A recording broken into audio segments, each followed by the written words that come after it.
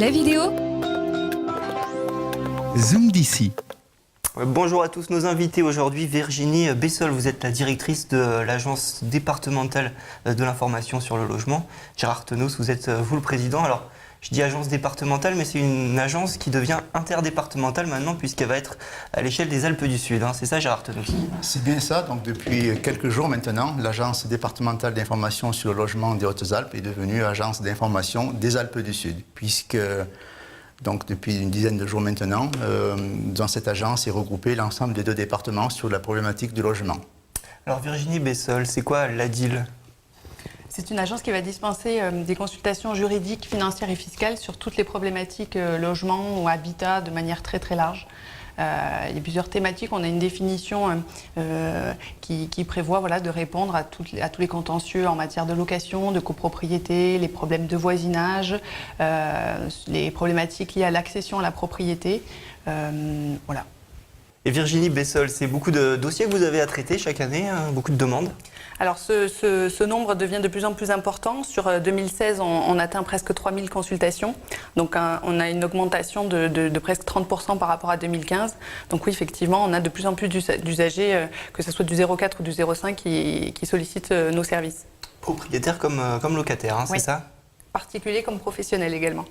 Alors votre actualité, c'est ce déménagement, en tout cas voilà, la compétence de la DIL s'agrandit au niveau territorial puisque vous allez maintenant couvrir un nouveau département. C'était déjà un petit peu le cas avant, c'est ça? C'était effectivement un petit peu le cas avant, donc c'est pour ça qu'on a mis en place ce projet, puisque sur les 3000 consultations, donc 400 émanaient des Alpes d'Haute-Provence. Donc depuis un an, nous nous sommes rapprochés de nos collègues du département des Alpes d'Haute-Provence en leur expliquant qu'au regard qu'il n'y avait pas d'ADIL sur leur département, il serait peut-être intéressant que nous travaillions, comme sur plein d'autres sujets, nous travaillons déjà avec eux, dans une meilleure collaboration, voire mutualisation. Et c'est ce qu'il a été acté donc, en conseil départemental des Alpes d'Haute-Provence au mois de juillet, puisque le président a donné son feu vert. Et depuis, Virginie est la cheville ouvrière de ce dispositif, puisqu'il a fallu rencontrer l'ensemble des partenaires qui sont l'État, les conseils départementaux et aussi bien sûr les nombreux autres pour arriver donc à cette création d'ADIL des Alpes du Sud. Alors cette ADIL des Alpes du Sud, elle s'ouvrira donc à Digne, ça serait pour juillet 2017, c'est ça? Oui, l'objectif de l'ouverture et de l'antenne sur Digne sera le 1er juillet 2017, oui. Avec en ce moment donc la recherche, j'imagine, du personnel et du local où vous allez vous installer. C'est ça, on est en plein dedans, donc on va recruter un conseiller ou une conseillère juriste à compter de cette date-là. Alors revenons un petit peu sur les missions de l'ADIL. En dehors de cette mission générale que vous avez de conseil juridique, vous avez aussi des missions spécifiques qui vous sont attribuées, notamment une aide pour les ménages en difficulté. Comment ça se passe ça? On est sur un partenariat avec EDF et avec Enedis, anciennement ERDF, sur toutes les problématiques d'impayés au niveau de la facture d'énergie. Sur la mission EDF, on est très en amont de la problématique et on va essayer de trouver des solutions financières. On a une délégation de signature pour pouvoir aider les gens à signer des plans d'appurement de cette dette de facture d'énergie. Et avec Enedis, on est un peu plus près du problème puisqu'on est à une dizaine de jours de la coupure d'électricité ou de la réduction de puissance et il faut intervenir très très rapidement. Sur l'année dernière, ça a permis d'éviter 45% quand même de coupure d'électricité. Sur combien de dossiers qui vous sont présentés? Sur à peu près 300 dossiers. D'accord. Autre mission spécifique que vous avez, c'est une mission d'état des lieux, on va dire, de la situation des loyers, notamment sur ces deux départements. Ça aussi, c'est quelque chose que vous faites tous les ans depuis 2012.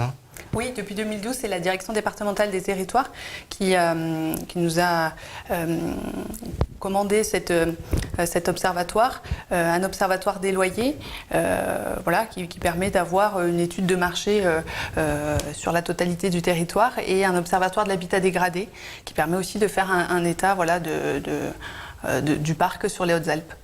Alors, ce qu'il faut préciser par rapport aux demandes que vous avez régulièrement, c'est qu'on peut venir vous consulter, c'est gratuit, c'est 100% gratuit. C'est totalement gratuit, nous consulter donc physiquement au bureau de l'ADIL à Gap, mais aussi dans les permanences qui sont données dans les territoires, dans les MSAP de nos départements. Et ça, j'y suis extrêmement attentif parce que apporter le renseignement, c'est bien, mais l'apporter dans le territoire au plus proche, donc en lien avec les maisons de services au public, c'est encore mieux. Et on entend bien, j'entends bien, c'est aussi ma volonté et ma collègue du 04 d'apporter ce service auprès des maires des communes rurales. Parce qu'on s'est rendu compte que les maires des petites communes n'ont pas de service spécialisé pour traiter la problématique des logements. Là, nous, aujourd'hui, nous le sommes. Donc avoir un partenariat plus direct, encore plus précis, de façon à ce que systématiquement, l'ADIL puisse leur apporter les renseignements dont ils ont besoin en termes de rédaction des baux, ou tout autre d'ailleurs. Parce que comme je le dis, je le répète, les maires des petites communes rurales n'ont pas de service. Et nous sommes là aujourd'hui. C'est la mission qui est la nôtre. Nous y travaillons depuis plusieurs mois. Et aujourd'hui, c'est vrai que la mayonnaise a tendance à prendre. De plus en plus de maires nous sollicitent.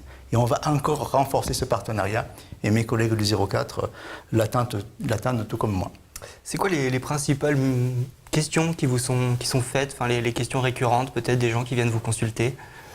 Il y a 60% quand même des consultations qui portent sur les rapports locatifs, donc essentiellement des contentieux liés à l'état des lieux, à la restitution du dépôt de garantie, les problématiques de charges aussi, et voilà, comment je mets aussi en place un contrat de location, à quel loyer je dois fixer les choses.